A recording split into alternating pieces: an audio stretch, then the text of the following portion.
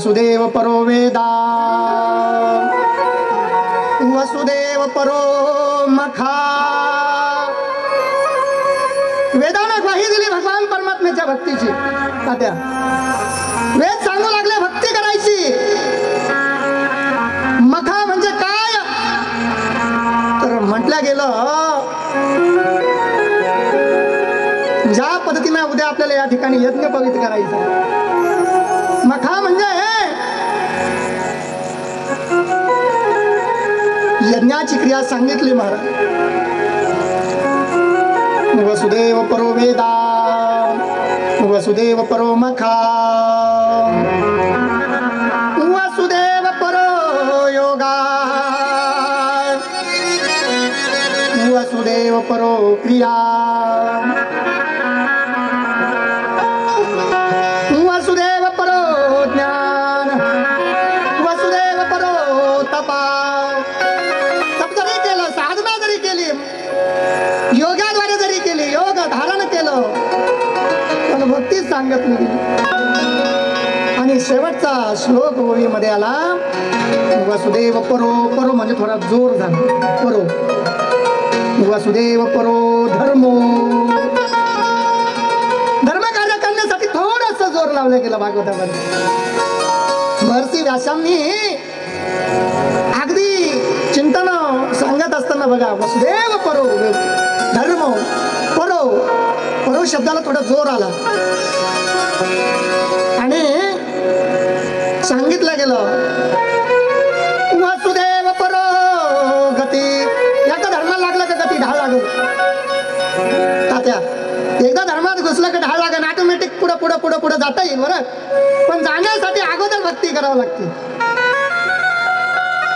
भक्ती बोध माऊली ज्ञानोबा गोड चिंतन करतात।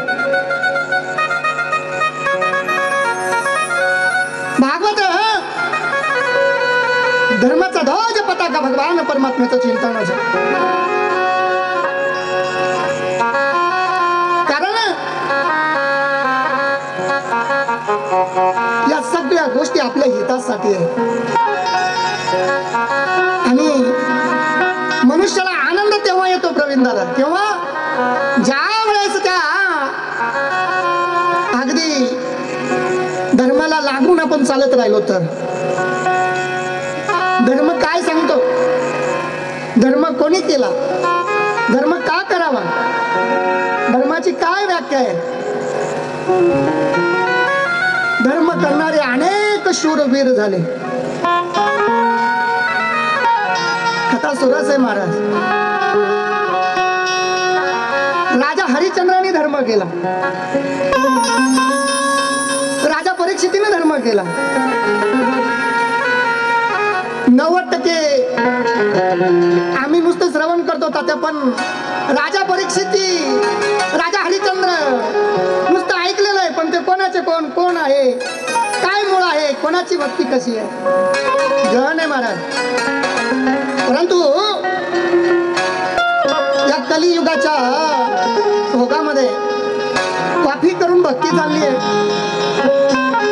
मग काय मखान, मग काय हे परोन, मग काय करेल धर्म। नाही नाही नाही नाही असं चालणार नाही। इकडून एखादी पट्टी टाका, अजून 1-2 पट्ट्याचं शिल्लकचं टाका बघा। हवं खऱ्या अर्थानं जर भक्तीकडे जर गेलो तर ज्ञान ऑटोमॅटिक येईल। म्हणून तर आदिशक्ती आणि तिचं भजन सांगितलं,